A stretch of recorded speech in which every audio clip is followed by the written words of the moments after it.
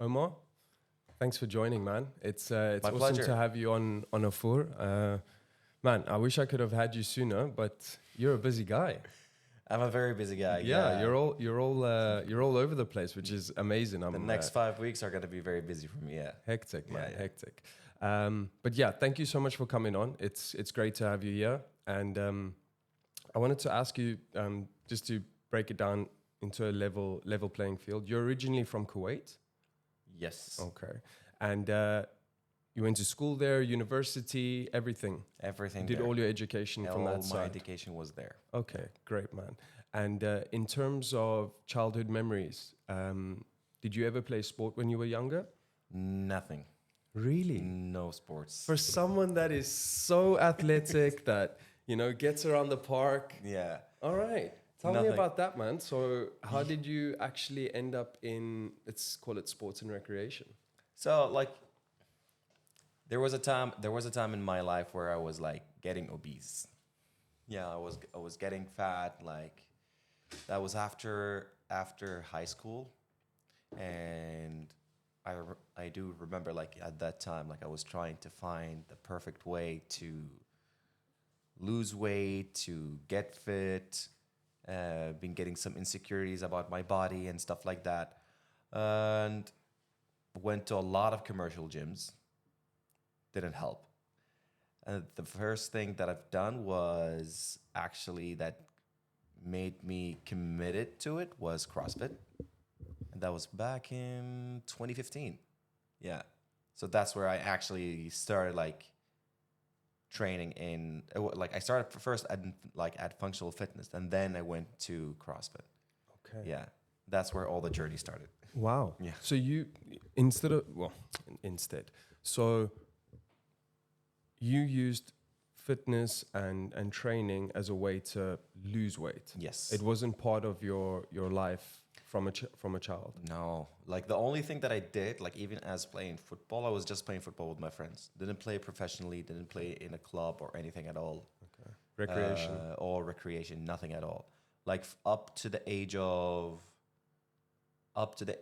21, even like maybe there was one sport club that I went to, and that was just 1 week, but I didn't like how the place like was operated. Okay. Just in terms of how Kuwait and sports are like not compatible together in the meantime. Okay. So yeah, I've just kept doing my thing. But yeah, like when I started actually looking around for the best thing for me, like I've got like a few of my friends telling me, "Oh, come try training at this place." So I went training at Flair Fitness in Kuwait, and done CrossFit. My first CrossFit class was with Gareth Reading, who used to be in Kuwait. Now he's in Saudi. So that's where everything started. Like, yeah. And I used to be a competitor. That's awesome. Yeah, Man. I used to be a competitor. Yeah. Would you say that I don't want to say the fitness culture, say the sporting culture in Kuwait just you didn't evolve, or you didn't grow through that specific culture, or was it not available when you were in school? I would say there's a lot of elements happening. Like, it wasn't available at school as much.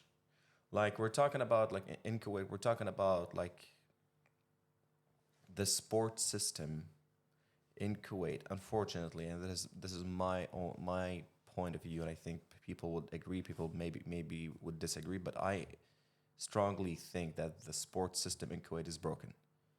And you're talking about people coming from different clubs going to the school. They just enter the class, stand up, they see a student who's like built well, he's tall, come to the gym, we're gonna do that. The schools don't have the support of actually doing PE. There's no actual PE in government schools. That's government schools. So, but like if you go into private schools, there's actual PE. There's football, there's swimming. They go for competitions outside and everything. But in schools in Kuwait, there's nothing for PE. Maybe there will be like specific individuals trying to do their best, but overall, it's not there. It's not existent. So that's part of the culture. That's part of the sports system. And also culturally, you will see like now in Kuwait as how the sport is. It's not in its prime. Kuwait used to be like Kuwait used to be like in their peak in sports. There will be difference, like there will be set like specific sport where they are really good. Let's say, for example, handball, basketball, sometimes swimming. But like major sports like football, which is the most popular sport in the GCC, they're not in the best. They're not in their best, and everyone wants to go to football, football, football. As much as you can have to say like when you start at a young age, you need to be exposed to all sports. You need to do basketball, handball, football, gymnastics, swimming to see where you fit best. But a lot of people they want to be in football, and that's wrong. Yeah. Makes sense. I've heard this so often around the GCC, and it seems like from a grassroots level, in terms of physical education, there's a little bit of a divide in terms of like the fundamentals.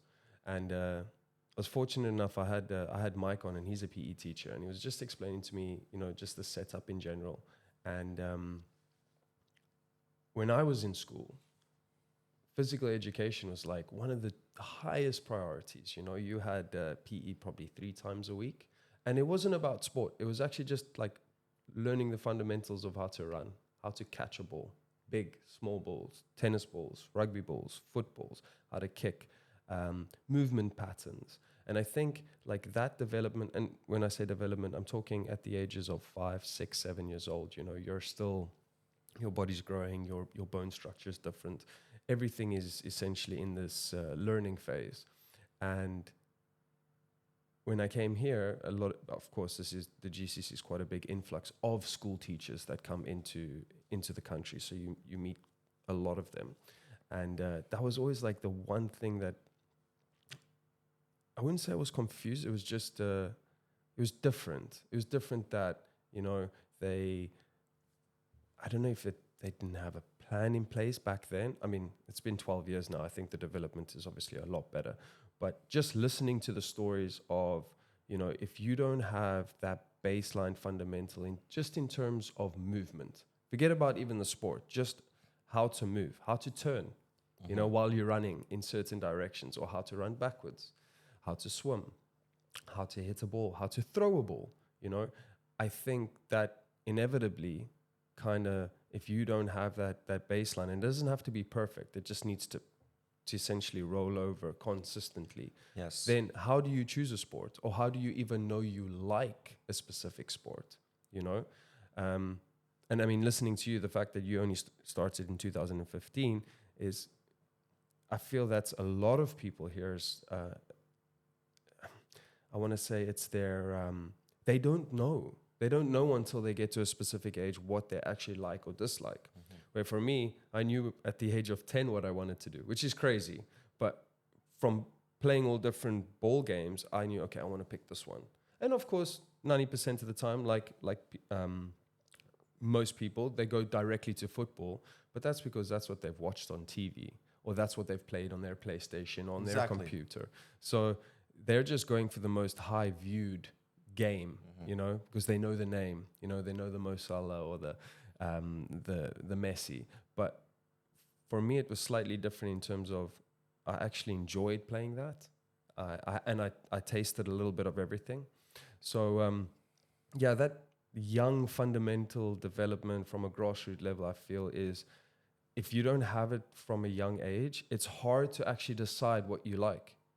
And where I see it the most is in the pool. Because people don't learn, they don't have any fundamental development on how to swim, and the pool's quite a scary place. If you have never swam before, the feeling of actually drowning it's wild. It's a wild feeling, and it's an interesting concept where I think if sport was a how can I say, like compulsory thing. And when I say sport, again, I'm just talking about the basics of movement. It was a compulsory thing from a young age, like studying maths. You have to do maths. You don't have a choice. Whether you like it or not, you come to class. You have to do it. Your first 13 years, you don't have a choice. Yes, exactly. I You think have to do it. if that was more compulsory, I think children, as they're growing up, would have a better movement pattern, better fundamental, just in life in general, you know? And you have the saying in Islam for Prophet Muhammad, which is علموا أبناءكم الرماية والسباحة وركوب الخيل, which means teach your kids archery, swimming, and horse riding. So these are like three basic things, but even in Islam, like you are encouraged to move and do sports, and unfortunately, you don't know if it's something with the generation or the culture, but it's just it's a big percentage of the people. Yeah, this is worldwide, by the way. Yeah, you know, this culture of being a couch potato it's a thing. yeah. It really is, and I mean it in the nicest way. It is. Even for myself, you know. I mean, I live, breathe, and eat sport, fitness, life, health, longevity. I try and keep myself in a place where I stay within that circle, and even I get lazy. You know, Exactly. The cell phone, the electronics, it's like everything is designed for you to move less, you know? And life gets you sometimes. For sure, man. Life gets you sometimes, but like that's your place where you need to go. Absolutely. That's your place, because you will be feeling lazy every day. You will have your moments of feeling lazy, but once you hit, like, this is something that I do. Like I love training in the mornings now. I love training in the mornings. I love waking up at 4:30, do my session at 5. I know I wake up very lazy, but when I do my session and I finish it, I'm just ready for the day. Yeah. I'm just done. Like I'll have to do it. And then even after I finish work, I do my second session, which is mainly a strength session.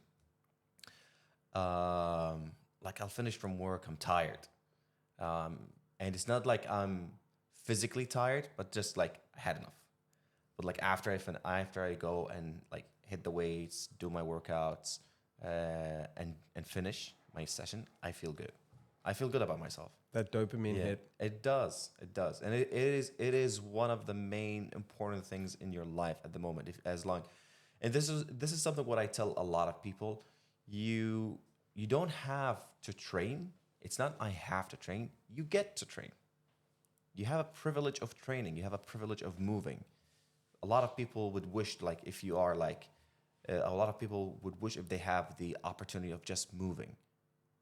Yeah. You have the opportunity of moving. You have the access to the gym. You have the access to all the equipment to make you better. And if you're just leaving that on the side, you're taking life for granted. I love that. I've never ever thought of it that way. The luxury. Yeah. You have the luxury to actually move. Exactly. Yeah. And you know, often people, man, that's crazy. I had a bit of a moment in my head, and I think, like most things, often when it's too late, you wish you did that 10 years ago. You wish you took that opportunity back then. Where if you think in the now, like, use that opportunity. It's here for you, you know. And the one thing I do love about Doha is the community bubbles are really empowering. Like, and I call it the CrossFit effect. You know, that community bubbles they're amazing. Like, if you just start, no matter what facility you go into, you're gonna get people around you that's gonna motivate you, that's gonna push you. You know, you have a lot of big numbers of people here, like, into fitness at the moment. Like, even in terms maybe. Now, even let's talk, for example, Irada Fitness. When you go to the gym, you'll see all the people from work, all the people from the majlis, everyone you see in like social occasions at the gym. When you go to the majlis, you'll see the people you saw at the gym, you see them at the majlis. When you go to work, the people that you see at the gym, you see them at work. You go to a wedding, same people here, there. Like, it's a very powerful community. And even the people in it, they support each other to do better. And everyone is influencing the other to come to the gym and do their workouts together. And that's good. You can see it in Irada. You can see it like in a lot of fitness communities around here in Doha. And it's not just like the community is the one that's doing that push, but also as a country, like this is something that I see like now in Doha that went up to like higher levels. The importance of fitness and moving and training has increased a lot in Doha in the past few years. Like even in terms of like the gyms opening up, people being out there influencing others to move. Even as competitions, Doha became like a sport hub now in the GCC or in the Middle East, bringing in the best athletes, bringing in the best competitions. So once you're in Doha, you'll get that effect. Even if you're not into fitness, you'll get into that effect. You'll want to do something. Yeah. And it's kind of spiraled off into the food industry as well. If you look how many, nutrition companies are here, I mean, you can find them anywhere. It's essentially saturated. The amount of options you have to live a healthier lifestyle is, it's really at a, just at a touch of your finger. Exactly. That's very true. I wanted to ask you, how did you get into teaching? How did I get into teaching? I studied English language and literature back at the university in Kuwait. And the only option that I saw myself fit into was teaching. So I did teaching like at that time. And here I am. Okay. Yeah. All right. I see. Do you think that teaching has spiraled off into your, I wouldn't even call this a hobby, it's more like a passion project? Because I find that lecturing and coaching, teaching, all kind of fits into the same bubble in terms of being able to present yourself and share a topic of value to whether it's one person or 50 people or a horde of people. Do you think that you being able to express yourself in a way to a classroom or an individual has kind of pushed you into emceeing? It does, like not in a big way, but because even like my major, but like my main profession before emceeing was a football commentator. I see. Oh, we're getting into the weeds now, man. Yeah. All right, great. So like I started as and I did football commentary even before I became a teacher. Okay. In 2012. How did you get into that? Yeah. You're just born for the mic, man. Yeah, I actually did football commentary back in Kuwait. I did the football commentary for the football league in Kuwait, for the futsal league in Kuwait also as well. For also Ramadan tournaments. There used to be Al-Ramadan tournament that happens every Ramadan, which is like a futsal tournament. And that was my start. emceeing started in 4 years later in 2017. Yeah. Okay. I started emceeing in 2017. Okay.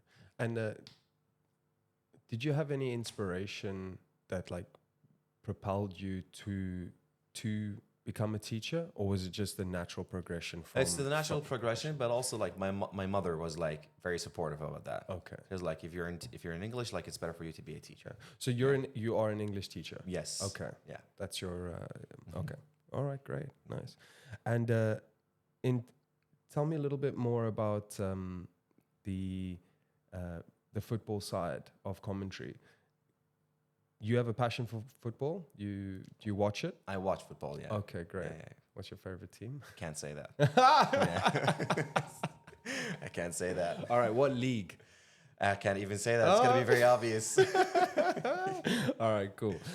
So when you got into broadcasting, was it just something you wanted to try, something you wanted to participate in and see how it get the look and feel for it? Yeah, I tried to do that, like see how I go into it. Like I'm confident about my abilities. Like, okay. And I tried to do that. But even though, like, as the sport community not the sport community, but like the sport system in Kuwait, as much as it's bad, it affects also the sport channel, unfortunately. Mm. So I had my chances in the sport channel, everything, but there's like a lot of conflict that happens inside the channel, and even when you're not part of the conflict, it just affects you. A ripple effect. It affects you like big times. Even with your colleagues, it affects them like big time. So you don't get the chance as much as some of the other commentators in the sport, and they are now trying to change, but I think it's gonna need a lot of work before it actually changes to the better. For sure, man. When it comes to actually commentating, I'm assuming there must be quite a bit of data to download before a game, memorizing maybe specific players' names, looking back at history at how certain players play. And then again, I'm assuming also the teams, maybe there's some rival teams, looking back at their history.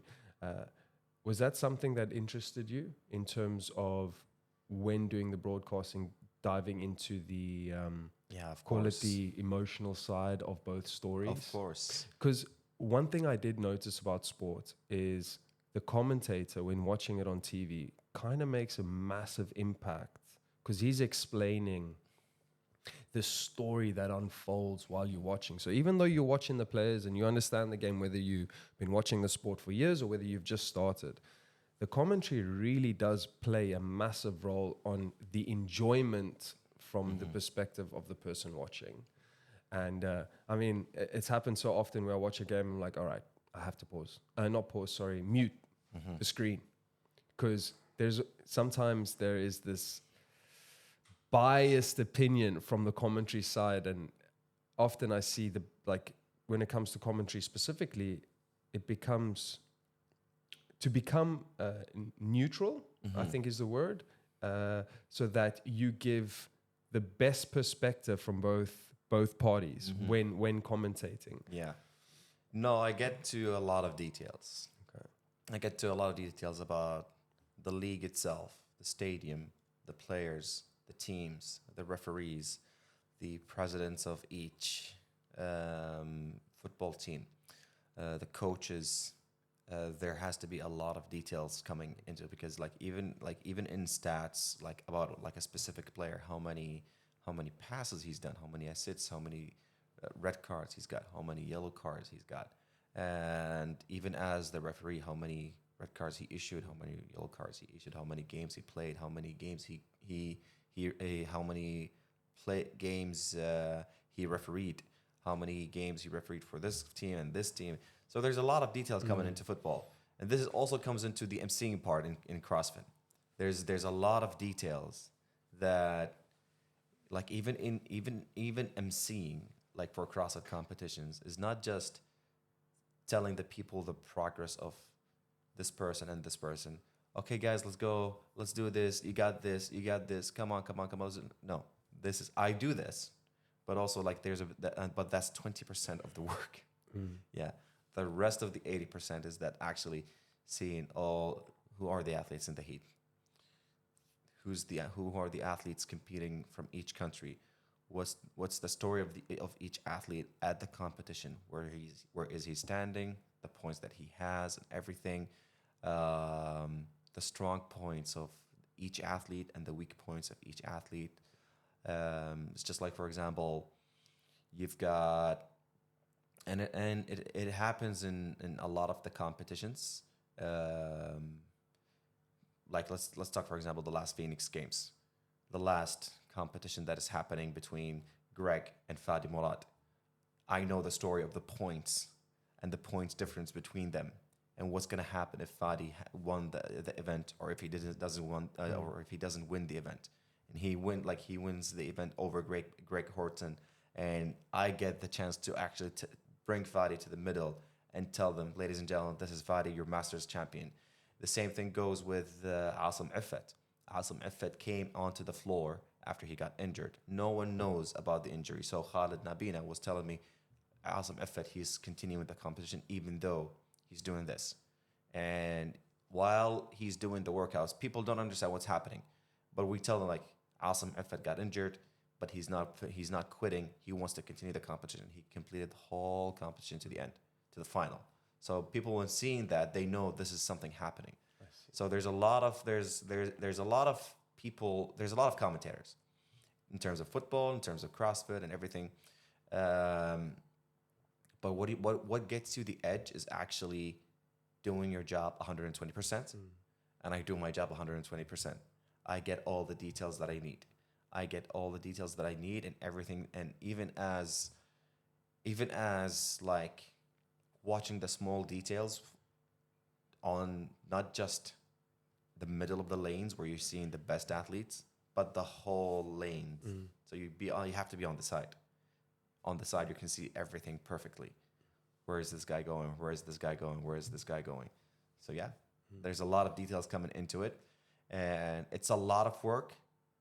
I prefer doing this work because it gives the crowd and everyone watching what they want and what they need, and gives them more hype in seeing it, rather than just saying, "Oh, this guy is that. This guy is that. This guy is that. Come on, guys, let's go. You've got this. Lift it up. Come on, get up. Do this one ring muscle up." No, it's not just like that. You're not a coach or a cheerleader, man. Yeah. It's not like that. Yeah. One thing I must commend you on is the way that you create the story for the spectators, and it's really beautiful to see how you bring that to life, because spectator value is really important. And when it comes to emceeing, I often bring it to the most simplest location, and that is at a wedding. You know, when you think about it in terms of going to the special occasion, you know, the MC tends to almost make or break that venue. Now, even though you have to remember that everyone is there just for the bride and groom, right? But that MC is the difference between bringing that story to life or keeping it mellow and let's say chilled. And when I'll never forget when I heard you for the first time, the way that you created this story and created the spectators' value from the outside, it's amazing, because like you say, all that details about bringing that competition to life, not just about the person that's coming first and second, but also the 8th and 9th place. Because I think what people don't realize when it comes to the sport of CrossFit is everybody's actually got a first and second. You know, there's a little battle going on between all 10 lanes, you know, whether it's fighting to get to the top 5, whether it's, of course, you know, top 3. Everyone's got their little, almost want to say, niggle within one another in the group. And the fact that you can pinpoint and, you know, identify where these moments are, it takes time, and it's a talent. And like you say, it's that 110% between, you know, hours of studying the person, looking at the stats, understanding where they are, even in their journey. Like I always think of like Hashmi as an example, like the way that he's come out of the ranks. That's a hell of a story, man. For someone to come from, you know, just doing class workouts, which I understand, that's the natural progression for everyone. But the way that he had done it, it's a beautiful story. And then to still perform as well as he did, and every year getting better. You know, who knows where he's going to be in 3 years? He might be up there we don't know. But bringing that story to life for the local community is also a special thing, you know? It's also, there's one of the stories about one of the competitions back in Kuwait. It's a futsal competition, and there's one of the goalkeepers that I know. He had cancer. He used to be a goalkeeper for this team. He won this competition before. He quit for a while because he was treating himself from cancer. He came back from cancer, and he won the competition again. And when people see him, he's not the fittest, but he's a really great goalkeeper in futsal. So people don't know the story, but when you actually give the story details, what happened to him, what he did, what he went through, and even after he went through, he came back to this competition and he won that competition. And we're saying about the about that specific competition, Al Ramadan in Ramadan, is what's like one of the toughest futsal competitions you can find at that season. So it's very hard. Like when you're going there, you really have to be in the best mindset and in your best ability, and you have the best team. And he had all that even after what he had. Even after he's faced with cancer. And the same goes with a lot of athletes, like Basel Qatamish. He's from Palestine. Even though he's from Palestine, he came to the Phoenix Games. He's done his best to represent his country and everything. And people, they don't know. People in the stands, they don't know that. But when you mention it, you bring the attention of the people to Basel, and they all see that, so they admire what he's doing for his country. It's beautiful. One thing that's always drawn me to sports is the fact that it's the only place in the world where politics mean nothing. It's the only place where and that's in any sporting event. Like when it comes to politics, it just gets wiped away, and the people just enjoy what's happening on that floor. And like you say, understanding the stories between these people make it even more precious. You know, it makes it. Again, it just brings that story to life. And that's one thing, again, I'll commend you again. Like, you do an excellent job in doing that, because at the end of the day, when you're sitting and watching a live event, that broadcasting and emceeing and commentating, it's really the crux of viewership, because without it, you're just, especially if you don't understand the game, you're just watching people moving. You don't know, I wouldn't say you don't know what's going on, but to have that person that can bring the story to life makes the moments that you're watching more enjoyable. The same thing goes to, and I think I remember that one after Ricky Garrard came back to competing to CrossFit. Yeah. And the first competition that he did was Dubai Fitness Championship. Oh, really? Yeah. So at that time, it was a big moment for him. He has won one of the workouts. And I was asking Saud, do you want me to speak to him now? Since he won the work, and he was like, go ahead, do it. So I spoke to him, and the conversation, I still remember the conversation, 4 years, you had a tough time, you trained hard, but now you came back stronger. What are your feelings about that? And even between the way he said it, and the response that he had, everyone was just concentrating at him, because it was a special moment for him. It was a very special moment for him, especially after facing what he faced during those 4 years. A lot of people would maybe, that's it, they quit. It's a retirement. He didn't. He didn't quit. He came back. He was accountable of what he did and everything. So asking him that question, putting him under that highlight, and just putting the attention of details about the things that he's done. You've won this workout with a great performance against a big bunch of great athletes on the floor that are maybe 4 or 5 of them are top 10 in the world, but you've just done it. How do you feel after 4 years coming back? It's all about the details. Yeah. It's all about the details, yeah.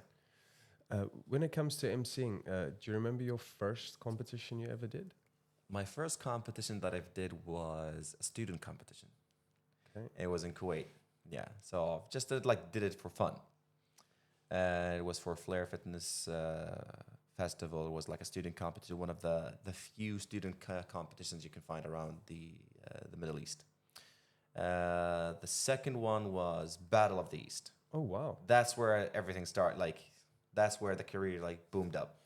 I was actually doing the qualifiers for that competition out of the same year. So you were competing and emceeing? No, that was before I actually okay, let's do emceeing professionally. Okay. So I was doing the qualifiers. I wanted to go to the Battle of the East. I was doing well, actually.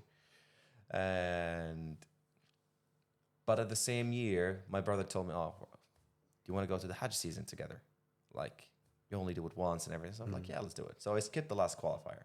Didn't qualify for it, of course. But then one of my friends in Kuwait told me, "Why don't you just send them a message or send an email? MC for the competition. Like, you were really good at the Flair Fitness Festival. Just go there. And I did, actually.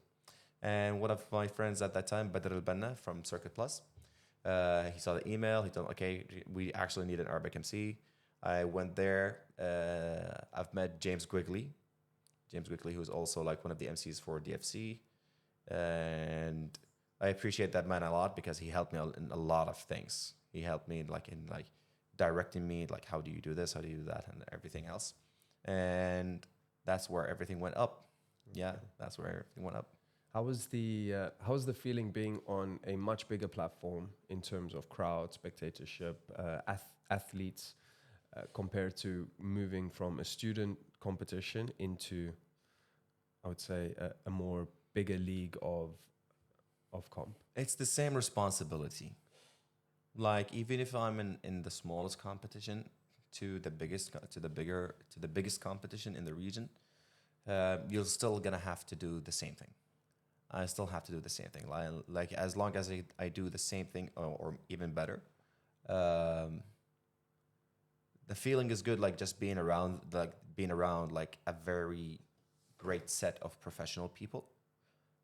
But also, like, as long as you do the same thing you've done for these competitions, and you perform your best and even over your best, that's it.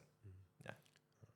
So at the end of the day, no matter what level of comp you enter, the work stays the same. The work stays the same. Yeah, the work stays the same. Great. And you have to be fair. You have to be fair. Yeah, yeah. Of course. There's a lot of it. There's a lot of MCs who have favorites on the floor. Yeah, and they will always give their best for their favorites, but that's not how the game works. Absolutely. Yeah. I mean, it's again what I was talking about on the, in terms of broadcasting, commentary.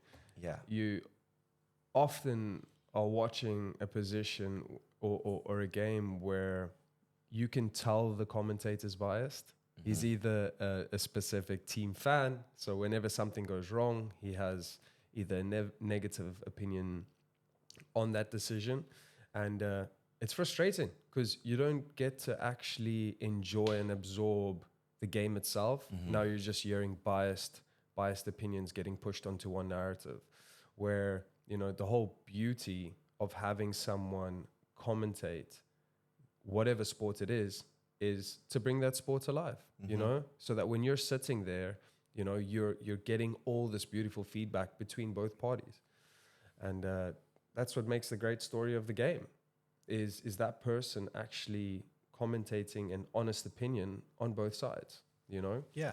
And I mean, I'm a rugby fanatic, and it absolutely irritates me when that happens. And I'm a diehard supporter, don't get me wrong. Like, I never want my team to lose, Mm-hmm. But it's more irritating when the commentator is even when it's against with my team, like, mm-hmm. he's biased to the opposing team. I'm like, I got to mute it, it's so frustrating. Yeah, that's true. It really, really grates me. Yeah, you made a point early on about getting into CrossFit from 2015 and then actually moving into becoming a competitor. How was that transition from using CrossFit and functional fitness as a way to lose weight, become healthier, and then evolve into this, I actually like what I'm doing. Mm-hmm. This is great. The community's good, etc. I want to compete. Mm-hmm. How was that evolution across your journey? Well, you start first, like when you go first with the classes and you start like doing CrossFit. And at that time, CrossFit in Kuwait, that was the beginning of CrossFit in Kuwait. So we had like really good coaches at that time. There was a lot of coaches with experience in competitions and stuff like that and everything. So there was like a wide range of gyms that had the competitors class. So we started I started like normally at CrossFit. It was good. And then there's this competitors class. You'll be like, if you're good in this and you're good in that, you might as well try the competitor class. Mm. And even at the competitor class, like, you improved in lifts, in gymnastics, in conditioning and everything. So you start doing these mini comps between you and and your friends. So it gives you like a hint of you want to try this thing. And so it went up to like trying the qualifiers of the Battle of the East, and for 2017 I did the qualifiers of the Battle of the East, but not all of them. 2018 I did the qualifiers of the Battle of the East, all of them, and I qualified for that one as well. But I didn't do it with competition because I emceed also at that point. So it's just the rush. I think you get a good rush like into like in doing competitions, like when you're like in the same like all of you in your lane, just waiting for the countdown, trying to go and do the workout, do your best, beat that guy, and just go out winning. It's a good rush. It's a good competition. It's a healthy competition between your friends. Yeah. One thing I love about CrossFit and functional fitness specifically is there's this perfect balance between feeling like a professional athlete, so that same dopamine kick that the top athletes in the world feel, that is something that you get. Like for instance on the 3-2-1, that feeling that of it's happening. Like, you know, I can't back out now. I'm here. I've worked X amount of days, weeks, months to get to this position. And then at the same time, the blend between whether you are first or last, you're still challenging yourself in a way where you're still competing in your own space. That's true. And I spoke about it before, where it's, if you look at a lane of 10 athletes, everyone is competing for first and second. It just depends in what category they are. So whether it's fourth trying to get into third, whether it's third into second, and that ripple effect along. So even though you might not be first on the leaderboard, you're still competing for a spot. Yes. And it's from the first event all the way to the last event. And that little special combination of, one, having that endorphin kick of feeling like a pro athlete, and two, still competing for a position, is that special combination.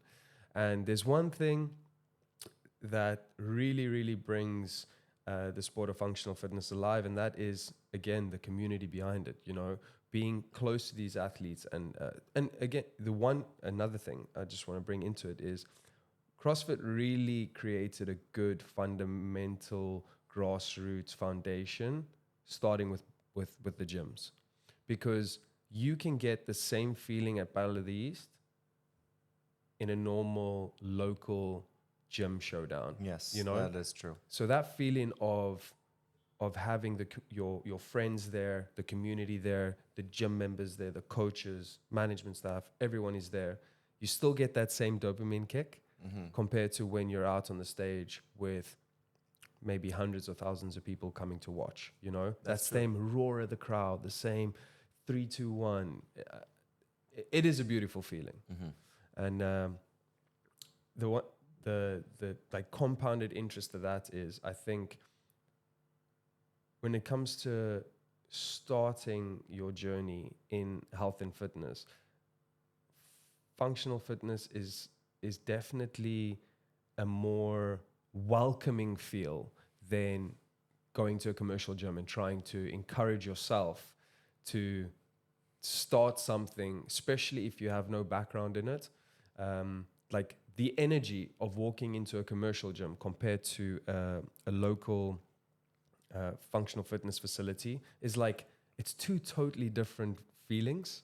And I see it quite often where people walk into a commercial gym, all right, they're going to start their journey, start on the treadmill, whatever the case may be, but you almost feel lost because everyone's got their earphones on, they're just doing their own thing, they don't want to get involved, they're just worried, and that's great, you know, but the first time you walk into this facility, there's a hype, there's a buzz, there's some music playing, some people are suffering, you know, but everyone's suffering together.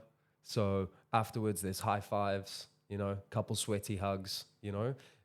I think it's so much more welcoming than the average, I was going to say commercial gym, you know. I mean, like if you see the commercial gym, you're gonna see coaches who are like thriving for finding the PTs. They will be finding the fair enough, it's a job. In CrossFit, or let's talk like let's talk for gyms like, for example, any CrossFit gym you can find in Doha. Like they have the classes, So what I like for example, what I like about the concept about here in Irada is that, and Khalid Al-Hammadi also told me that, it's like you see the improvements in the class, and even the people who do the open gym, they still dedicate themselves for the Wednesday workout. Yeah, and they come for the Wednesday team workout. And even if the people are not doing an open gym, in the classes they are improving much. And and even the coaches at that time, they will see people who are like start from zero, but when they go up 10%, 20%, 30%, 40%, that gives you joy as a coach. I'm seeing results from those people. PTs, like you're gonna get PTs in every place, but like in terms of the classes and the coach and how he does operate the class, how's the vibe in the class, the people around you in the class and everything. That's the difference between a gym that gives like CrossFit and group classes and a commercial gym that's where like everyone is just there individually. Like sometimes there are some commercial gyms where if you want to ask the help, just what can I do there? He doesn't give you the full answer because he wants you to pay. Yeah, Absolutely. I agree. I think there's a time and a place for everything too. That's why the open gym also works well, because you've built your base, you understand the fundamentals, and now you kind of want to work around your schedule, or you maybe feel that an online program or PT program is going to help you develop in a specific sector. But it all does stem from that class structure. And I feel like, again, when it comes to CrossFit and functional fitness, is you breached a little topic about it as well, and that is the coaching is, for me, I feel like coaching, teaching, lecturing is all of the same principle. And if you have a great coach that can entice you to do better and that you want to learn from it, it will definitely assist your percentage of growth over time. It's the same with school. Like if people had to ask me, why didn't you study, or why didn't you take accounting? Why didn't you go through with accounting? When you selected your subjects, why did you stop there? My answer is because I really just didn't enjoy my lecturer. Look, you can't love everyone, but you can't. But the subjects I chose was 100% swayed based on the lecturers that I enjoyed going to class with. That's true. And I feel like with most of the CrossFit and functional fitness community, coaching specifically, in general, people tend to get drawn to that specific coach. A lot of the times too, if you ask people, I'm talking now very broad. If you ask people, okay, well, where do you go to class? Oh, I go to Irada Fitness. They'll 9 times out of 10 be able to tell you also what class they do. And that's not just based on the hour. It's because they like that coaching structure or instructor. So, I think what Irada does beautifully is that it looks after the people that run the facility. So when you look at these coaches that have been here now for 5 years, most of them from the beginning, people come to the gym for that coach because they are drawn and they have a really good relationship with that coach, and that type of culture I really enjoy. If the facility can look after these people, because at the end of the day, when it comes to lecturing, when it comes to coaching, any form of mentor, these people run your facility. I almost feel like they're ingrained in Irada's roots, and the value of Irada is based on the people or the coaches that actually give that value out. And that's what's special. I mean, even look at Nabina. He still coaches. Yeah, That's true. The owner of the gym. Yeah, that's true. But he still does classes. He comes in every single day, does his open gym, roams around. Same as Amadi. They all roam around. They're part of the facility, where a lot of the times, from what I've seen, is a lot of these ownerships of these facilities aren't that invested. So that, again, that ingrained structure of the facilities actually starting from the people that are lecturing it and pushing it and coaching it. That's true. That's Yeah. true. And it has to be from, as long as you're giving, as long as you have a foundation of the coaches who are like giving their best, and they're really good coaches, and there's results coming from those coaches, and there are people coming from those coaches. Um, you have to maintain that foundation. You have to better that foundation, and just like you said in Ingala, the foundation started with Nabina and Khalid and Hamadi. That foundation started from them, and now the tree is just getting bigger and bigger and bigger and bigger. Yeah. Yeah, I mean, even yourself, you spoke about doing your first class at Flair Fitness. The first person you mentioned was the coach. Yeah. You know, Gareth Reading. Yeah. I mean, to the point where he's even gone. He's not even there anymore. Mm-hmm. So that's just an example of, the coach is that fundamental person that's part of the gym. And I feel like when they start getting neglected, that's when things start shifting across, and you see it often. I've seen facilities crumble when the one person that actually created that community, that helped build those people, that people fell in love with their coaching style, left.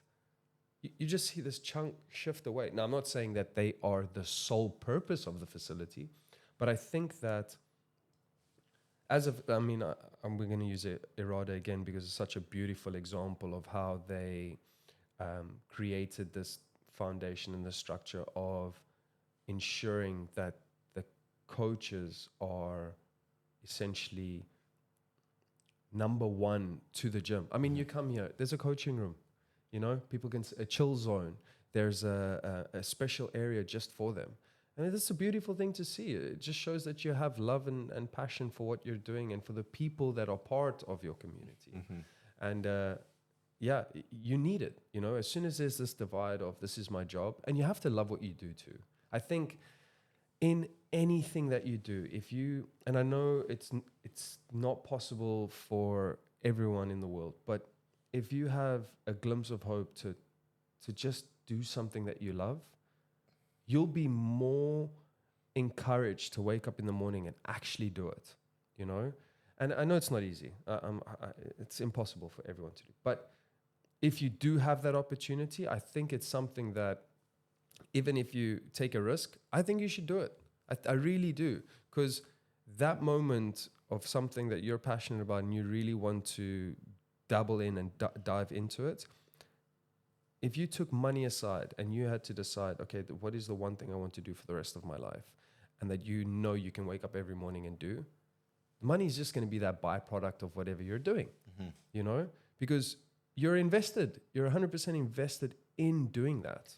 Because like even when you mention money, like I don't think there was a time where, let's say for example, there was a time where Irada used a discount, a month discount or 3 months discount or a 6 month or a year discount there. I have never seen that, because you're getting what you're getting from the money. And for me, if I'm going to pay, I'll pay gladly, because I know what I'm getting from the gym. I know what I'm getting from the gym in terms of the facility, the equipment, the coaches, the community, everything else inside of the gym. And this is a concept that I like very much. Not that I disagree with the discounts. Discounts are good, but not every time. Not every month or every week or every occasion you have to put a discount, and you're just bringing cash flow. Okay, you're bringing people in, but are you offering things off? Are you offering them something? Like, how's your gym? How's the coaches? How's the classes? How's the area where I want to sit just and rest? Is there like a coffee shop inside? Is there something that actually that can help me to have something to eat, like a protein shake or these kind of things? This is what I like a lot. Like, you get what you asked for. You want a recovery? We've got sauna and ice bath. You want coffee? We've got good coffee. You want coaches? We've got one of the best coaches in Doha. You want a great facility? We've got one of the best facilities in Doha. And this is something I really like a lot. Yeah. I agree. Tell me, the work-life balance of being a school teacher and a on-the-road MC for the GCC, how's that turning out, man?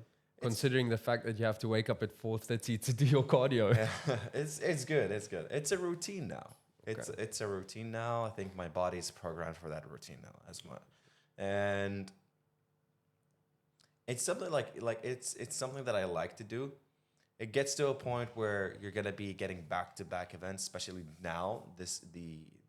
In November and December, you're gonna get like back-to-back events. But I like to do this job. Like I enjoy it. Like I enjoy going to like different countries. I enjoy going to Dubai most of the times for the competitions, turf games, procession games, Dubai Fitness Championship, and other competitions that happen there. I enjoy being between the fitness community in different countries. I enjoy communicating with them and everything, and enjoy getting the feedback also from the team for other competitions and stuff like that. It's just it's a good lifestyle. Yeah, it is a good lifestyle. It is a good lifestyle. And bridging from what I've seen in my small time that I've met you, majority of the emceeing that I've seen has been around the functional fitness realm. And now we've spoke about it a little bit earlier. You've branched into some running events. So there are things that are actually moving outside of the realm of functional fitness. Is that something that you also enjoy? It's something that I also enjoy. I do corporate events too as well. Okay. Yeah, I do corporate events. I've done corporate events in Kuwait. I've done races in Kuwait, a lot of races in Kuwait. Just like I mentioned, the Gulf Bank Marathon, the NBK race, the Kuwait Marathon. There's a lot of races that I've done, like even like the obstacle races and stuff like that, and even like corporate events. I've done a lot of corporate events. Everyone knows me from the tough CrossFit competitions, but no, I've got my soft part. Yeah. Okay. Yeah. All right. Awesome, man. Awesome. Is there any specific sporting event that you have ever thought of outside of these events to participate in? Is there something that has drawn your attraction or attracted you in terms of, I'd like to be part of that? Announcing inside of a stadium. Okay. Yeah. Like, you know, when you see like a football game, or for example, a rugby game, Okay. you would announce the teams coming in player by player and stuff like that. Okay. I would love to do something like that. Wild. Yeah. Yeah. Have you ever thought of doing entertainment gigs? You know, like music festivals. So when I say music festivals, like if there's a specific artist, you know, coming in. Usually there's that MC that like shuffles between different singers or comedians that come Yes. into the country. There'll be your first starting comedian, then second, and then obviously the main gig. Most of the time there's someone there that actually like brings also that story to life, you know? Yeah. Never thought of it, but I would love to do something like that. Yeah. It's a little bit of a different territory, right? It's a different territory, but just like I said, I'm confident about my abilities, and I know how to bring the vibe. Awesome. Yeah. Something I've been dying to talk to you about is Perform. Yes. I'd love to know the story. I know Issa's not here, but how did that come alive? It's all about Issa. Is it? It has to be Issa. Well, if we're gonna, it's not just because it's recorded, but like I'll like talk honestly about it, because Issa's like the core of Perform.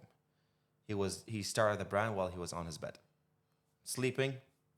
Brand idea, let's do it. And he started from lifting tapes, t-shirts, equipments, up to gearing up the police of Dubai gym, sponsoring some of the biggest competitions around in the GCC, Phoenix Games, given also sponsorships for Dubai Fitness Championship, being around in Flair Fitness Festival, and that deserves a different, that deserves a podcast by itself. I get Yeah, you, I because get you. like there's a lot of ins and outs about the story of how the brand started, the ups and downs, the products, the story behind each, the story behind each product, the athletes coming in, the athletes going out of that. So yeah, you have to give that fair share to Isa. For sure. Yeah, How did you guys become friends?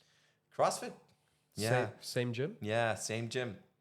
Isa was doing the CrossFit Open at that time, and we've met each other. We met each other also on the same interest. Um, we went together to one of the competitions in Bahrain. I was judging; he was competing at that time.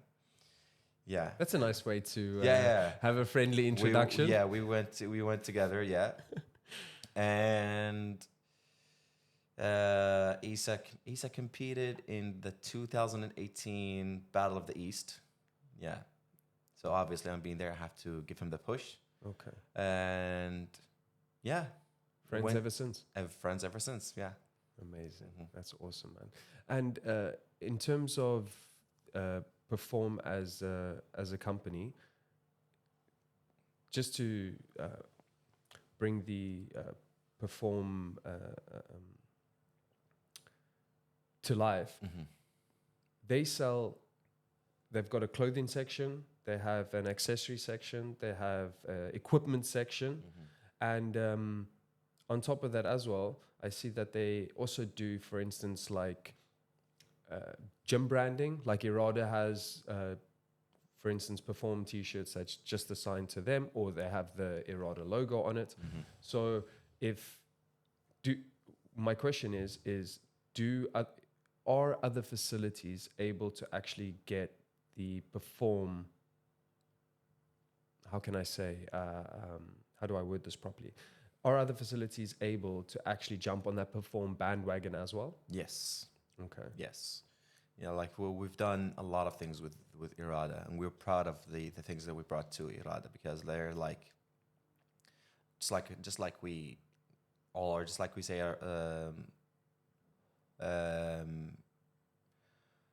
like the quality is very good that we've brought with Irada, and it brought a good impact for both of us, of course, and we definitely can go with other gyms and other fitness facilities. Yeah. And in terms of purchase, there's the online website. There's correct? the online website. Now there's the app. Yep. Okay.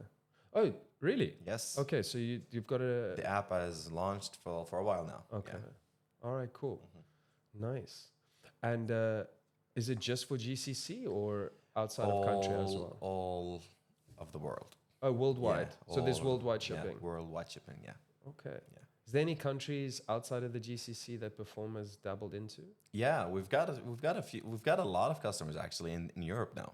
Okay. Yeah, I've got a lot of customers in Europe, and we've got customers from the US too as well. Okay. Yeah, Nice. and Hong Kong as well. Yeah, so we're getting a good exposure. Yeah. We have there's a event in the UK next year in February. I should definitely reach out, see if we can put something together for Perform in the UK. Yeah, Or a collaboration. Yeah, Okay. he says the man. I definitely need to get him on, man. We need to have a Yeah, chat. yeah. He is. Firstly, he's a hard guy to. He's a hard to get in. Just like I told you, he's the core of Perform. So his mind is on the go all the time. I'm sure. Yeah. I'm sure. Well, look, the brand's amazing. The quality's awesome. The shipping in the GCC is fast. Yeah. It's rapid, man. I think it was like 2 days. I think it was a 2 day. Maximum 3 days. Yeah. 2 days. Yeah. I had a two day turnover between clicking pay and receiving it at my doorstep. So the efficiency is unbelievable. And I mean, the ambassadors are awesome. One thing I must also say is the way that Perform's been branded is really epic. Like it's a very storytelling feel that you get out of it, you know, and I love it. I love the way that you guys also put yourself in positions on specific events.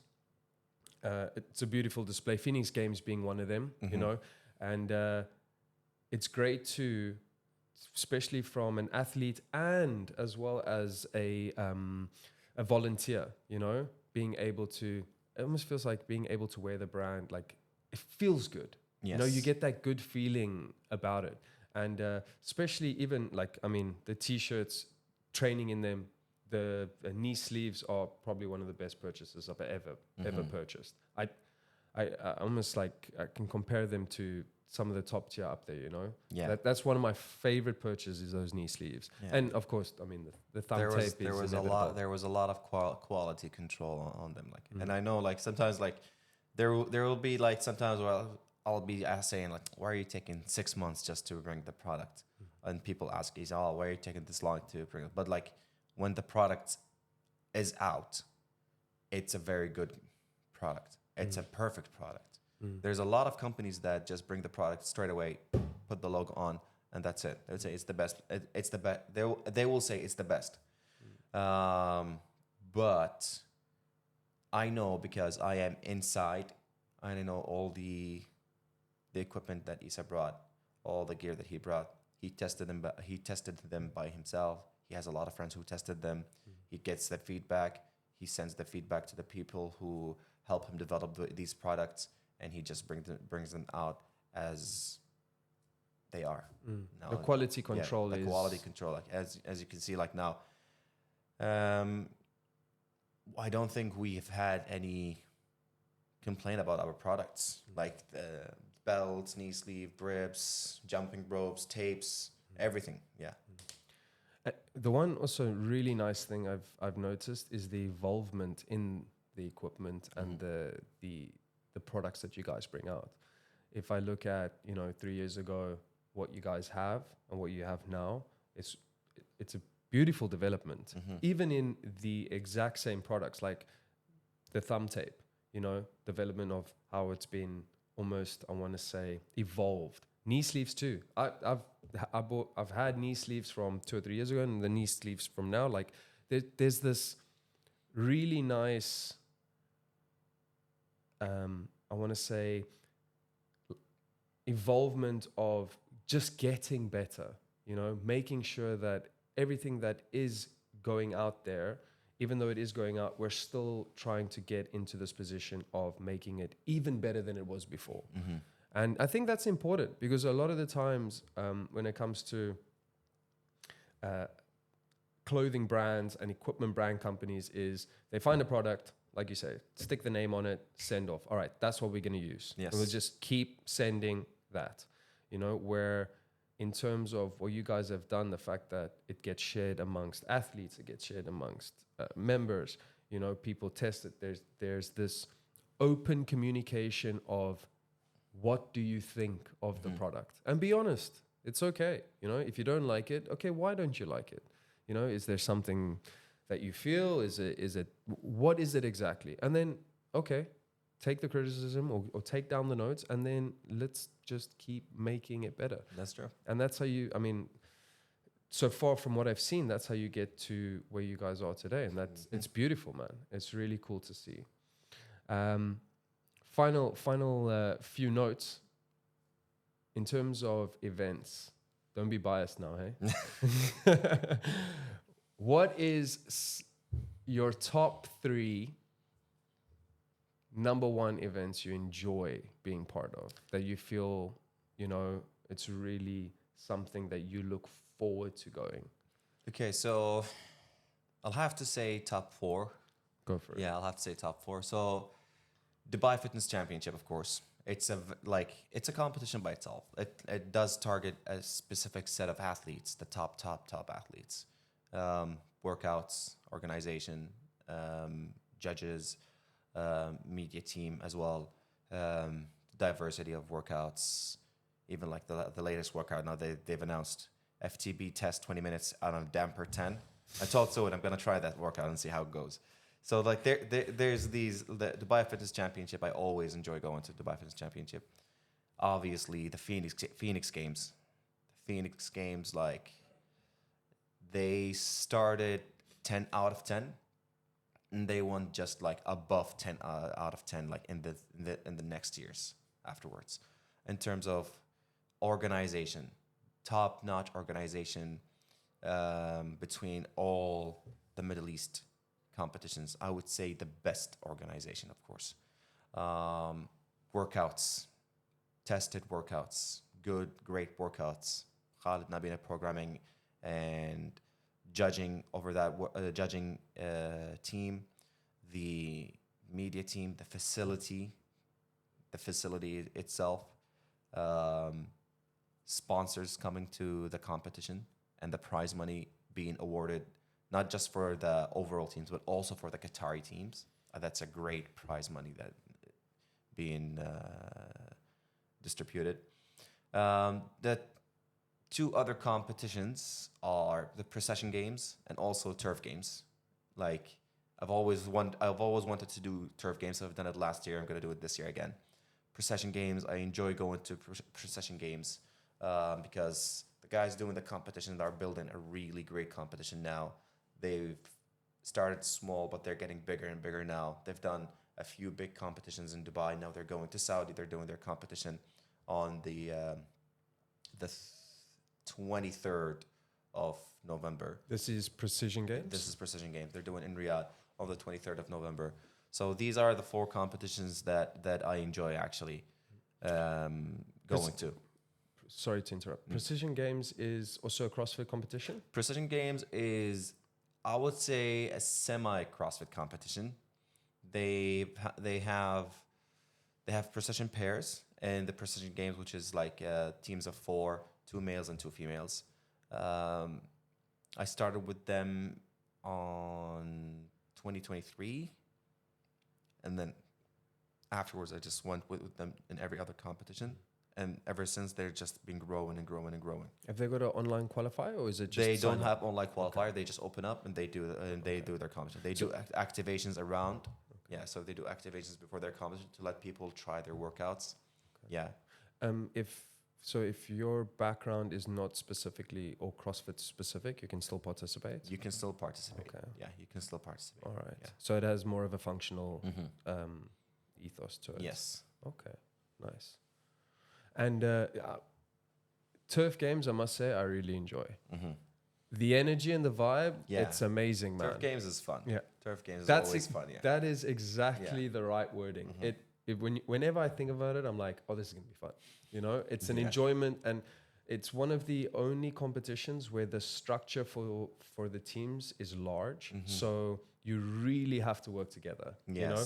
And that's where the fun comes in. It feels like I feel like I'm part of a sporting event when it happens. There's 6 of you, you know, you're gonna have to strategize and coordinate well. And I've never had a bad workout there. Mm-hmm. I must say it in terms of fun, like really enjoying the environment and the atmosphere. So that's cool, man. That's a top tier list. I love it. I love it. Never been to DFC. I need to go out and see how it is.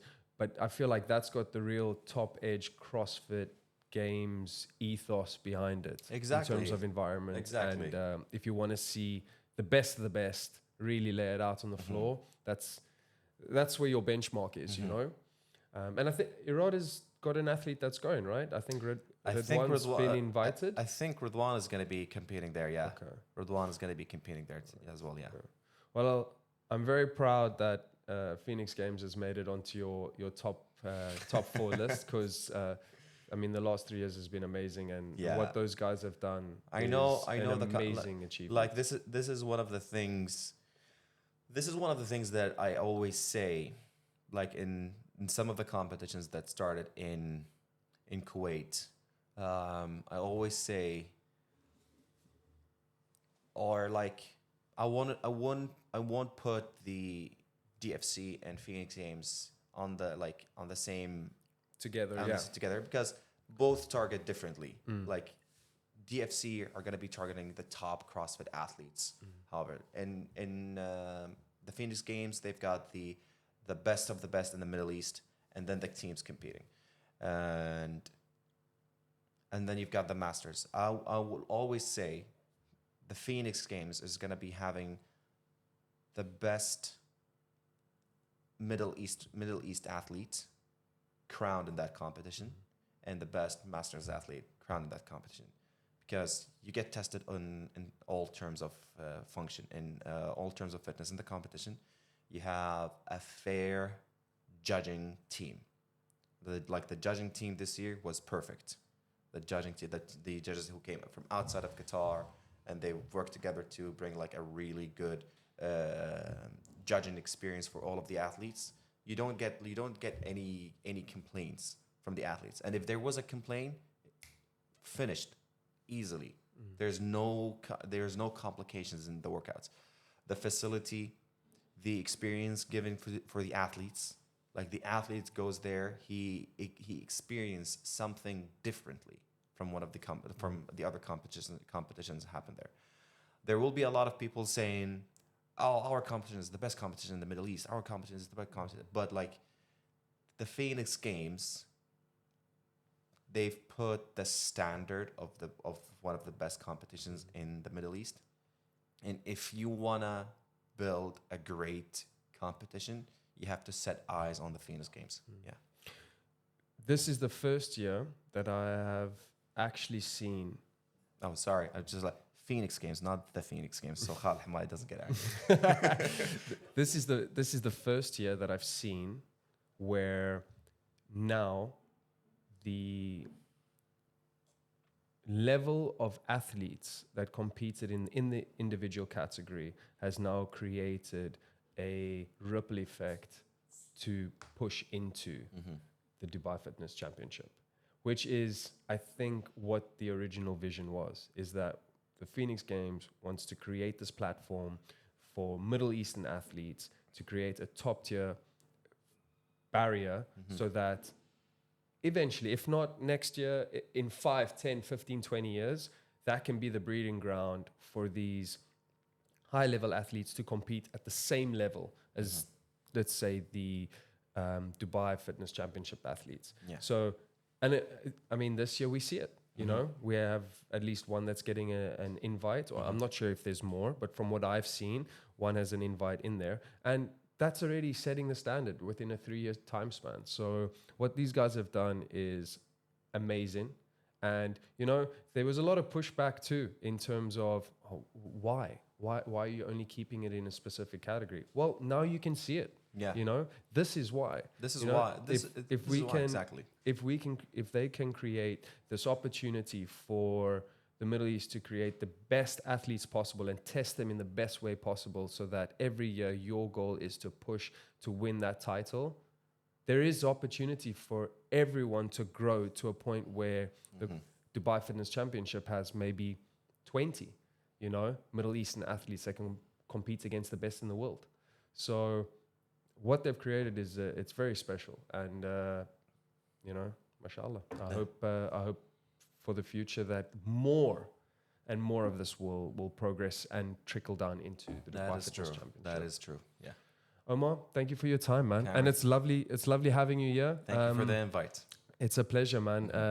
You're a great human being, and like I said, I love hearing you on the stage. And yeah, man, never stop. Your storytelling and the way that you express yourself in a way of specifically functional fitness is great. And I'm sure in the future there'll be bigger things to come. Hopefully, inshallah. A lot of big plans. See you, bro. See ya.